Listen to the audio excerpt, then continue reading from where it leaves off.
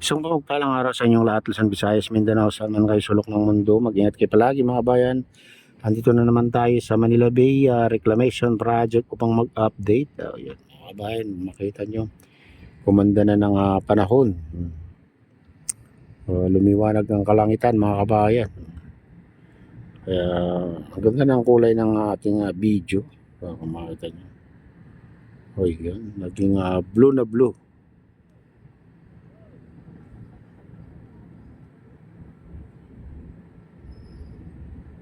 Yan.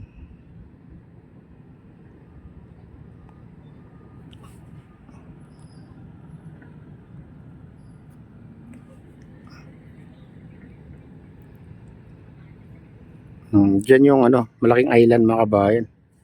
Patuloy na tinatambakan diyan banda. Ayan.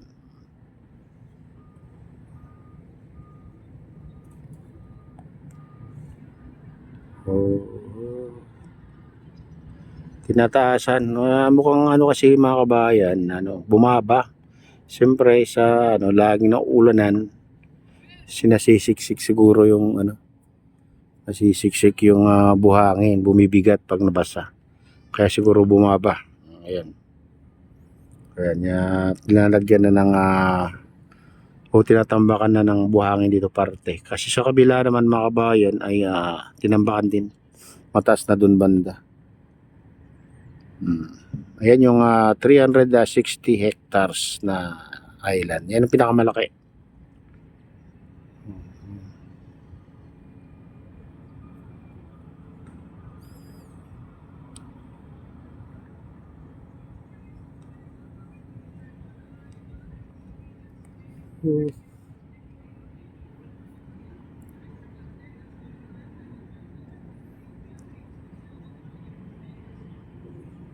At mayroon tayong napansin doon sa mga kabayan. Andun yung isang dredging vessel. Yung orange na parang nasa kalagitnaan. Parang yan parang ay bubutasin dyan mga kabayan. O lalagyan ng kanal. Parang kanal na malaki mga kabayan. Baka magagawa dyan itong dredging vessel. Ayan ang ginagamit nila pag gagawa sila ng parang kanal kasi sisipsipin yung buhangin sa ilalim ng dagat. Ayan, orange na yun. Nasa gitna ng island mga kabayan.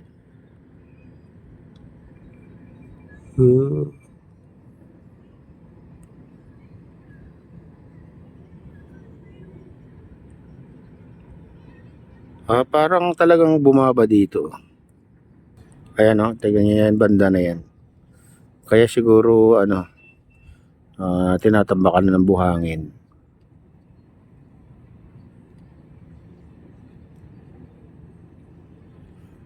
Kaya yung kulay mga kabayan na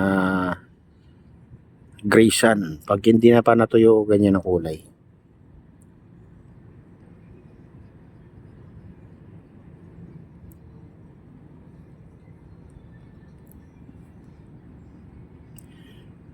Yan yung malaking island.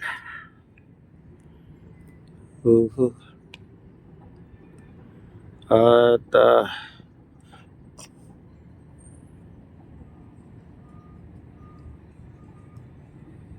dun banda sa kalagitnaan, daming dun mga kabahay, matataas na crane. Ayan malayo dito. Malayo lang, hindi makita. Masyadong kumbaga sobrang layo na yan.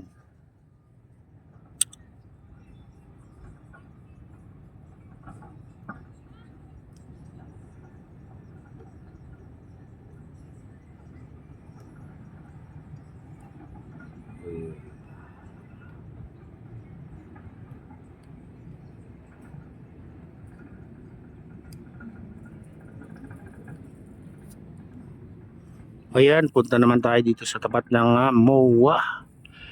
SM Mall of Asia mga kabayan. Ayan.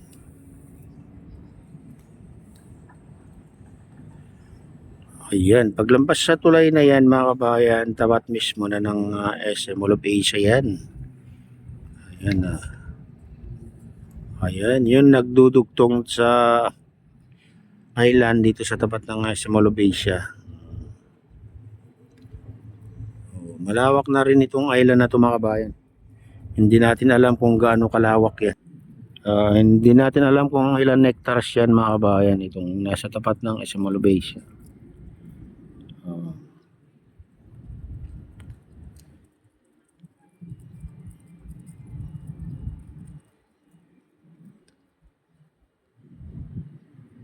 Oh.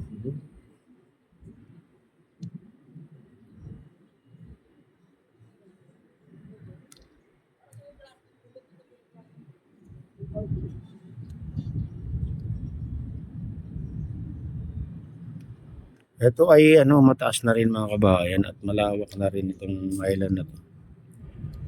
Hanggang dulo rin ng SM yan eh. Yung tapat niyan.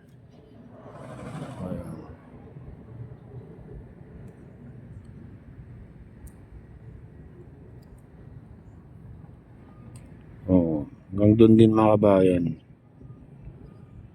Pinakadulo.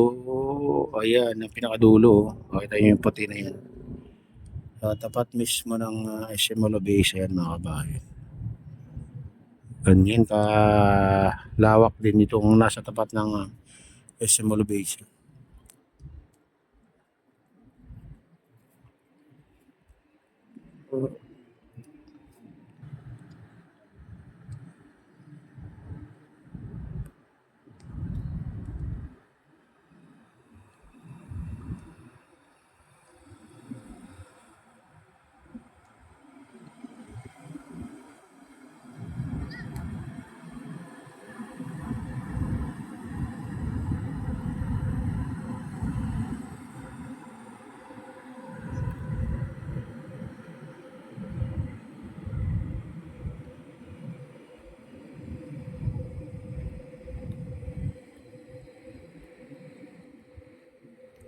Ayan mga bayan, ito na yung latest update dito sa Manila Bay Reclamation Project at shoutout nga pala sa lahat ng OFW, mga immigrants sa ibang bansa, shoutout sa inyong lahat. Shoutout din sa lahat ng vloggers, shoutout din sa lahat ng sumusuporta sa aking YouTube channel. Shoutout din kay Kuya Iyo, kay Ate Lynn, kay Kuya Rick sa aking misis. Sa utol ko dyan sa Honolulu, Hawaii na si Nestor Megamigalaw, shoutout sa inyong lahat dyan sa Honolulu, Hawaii. Ayan, share yun sa mga taga-Bago, Bintar, Ilocos Norte at taga-Malanggi, Mindanao Norte. Ayan, share out sa inyong lahat. Share out din sa lahat ng taga-Pasukin, Ilocos Norte. Mega loud, share out sa inyong lahat mga idol, mga kabayan, saan man kayo sulok ng mundo. Ingat kayo palagi. Ayan, at pagpalain na ng Diyos at palagi. God bless. God bless us all.